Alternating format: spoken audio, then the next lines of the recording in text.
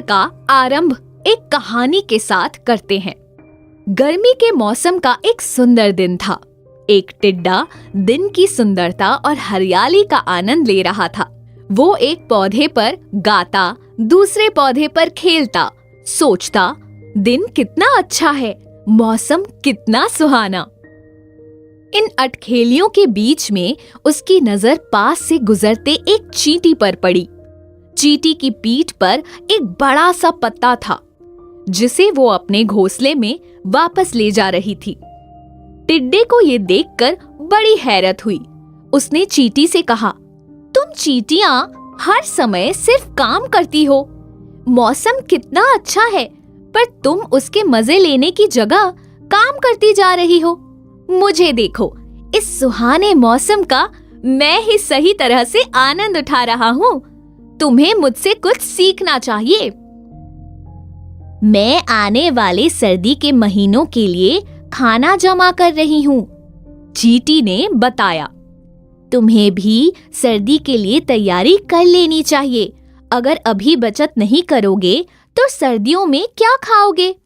जब खाने को कुछ नहीं मिलेगा तो अपने परिवार को क्या खिलाओगे? उसकी ये बात सुनकर टिड्डा खूब जोर जोर से हंसने लगा। तुम सिर्फ बेकार की चिंता करना जानते हो।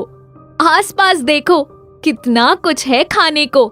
ये सब अचानक से सर्दियों में गायब नहीं होने वाला। थोड़ा धीरज रखो, इस मौसम का मजा लो और मुझे पाठ पढ़ाने की कोशिश मत करो। जब समय आएगा तो सब ठीक हो जाएगा। चींटी ने टिड्डे की इन बातों पर ध्यान नहीं दिया और चुपचाप अपने काम में जुटी रही।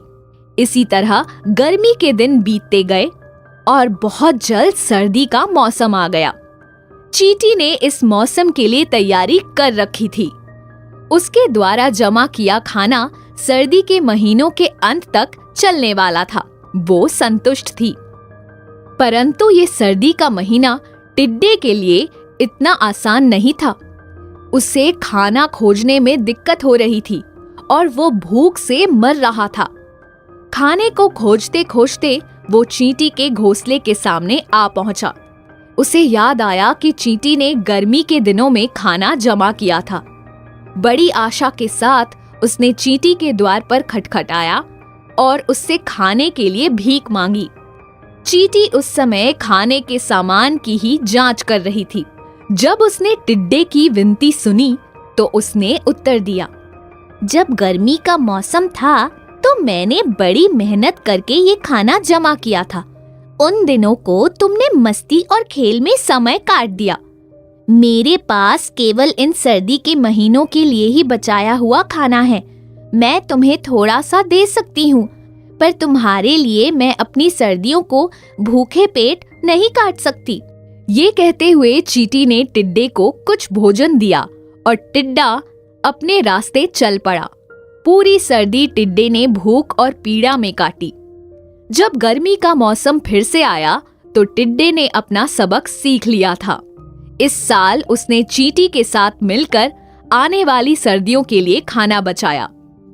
वो भविष्य और उसमें आने वाले संकटों के बारे में सोचना सीख गया था। इसका परिणाम ये हुआ कि इस बार उसे सर्दी के महीनों में भूखे पेट नहीं रहना पड़ा।